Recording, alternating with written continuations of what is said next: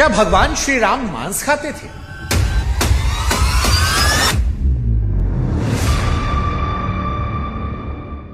यह सवाल सुनने में ही बड़ा अजीब लगता है, गुस्सा आता है। लेकिन एक पल को जरा ठहर कर सोचिए कि यह सवाल है या साजिश?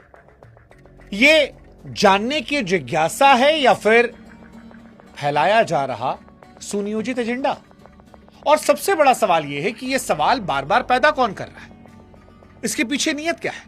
क्योंकि अगर आप बहुत ध्यान से देखेंगे तो आपको एक साफ पैटर्न नजर आएगा। पहले भगवान श्री राम जो हमारे आराध्य हैं, उन्हें काल्पनिक साबित करने की कोशिश की गई। जब वो नैरेटिव बुरी तरह फेल हो गया और एक भव्य राम मंदिर बना जहां पर भारत समेत दुनिया भर के श्रद्धालु जाते हैं, श्रद्धा से सिर झुकाते हैं, तब एक नया हथियार निकाला गया कि प्रभु श्री राम, जिन्हें हम मर्यादा पुरुषोत्तम कहते हैं, वो हिंसक थे, वो तो मांस खाते थे, वो शिकारी थे।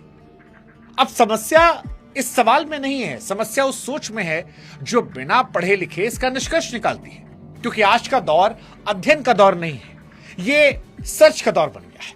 लोग शास्त्र नहीं पढ़ते, वो स्क्रीन स्क्रॉल करते हैं। और सर्च भी सच जानने के लिए नहीं करते, उनका पहले से जो एजेंडा है उसे सही साबित करने की कोशिश करते हैं। पहले निष्कर्ष तय किया जाता है, फिर गूगल, यूट्यूब या एआई के जरिए उनके समर्थन में जो दो चार लाइनें मिलती हैं उसे उठा ली जाती है और उसी को आधार बनाकर कह दिया जाता है कि देखिए, वाल्मीकि रामायण में कहा गया था कि श्री राम जो है वो मांस खाते थे।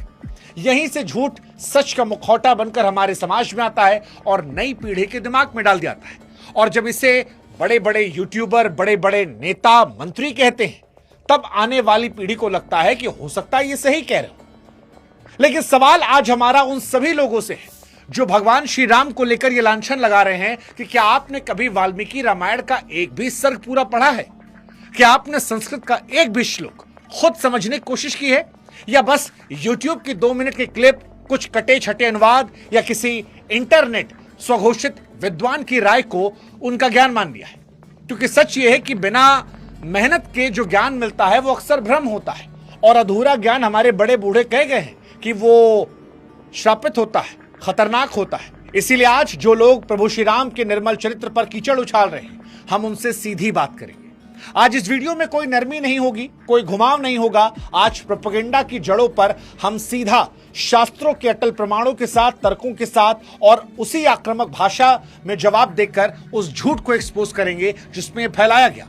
क्योंकि आज प्रभु श्री राम को लेकर जो ये बहस हो रही है कि वो मांस खाते थे, ये सिर्फ बहस नहीं है, ये हिंदुस्तान में हिंदुओं की आस्था पर हमला है और इसलिए आज उसका जवाब देना बहुत बहुत जरूरी हो जाता है। पूरी कहानी सुनने के लिए हमारे YouTube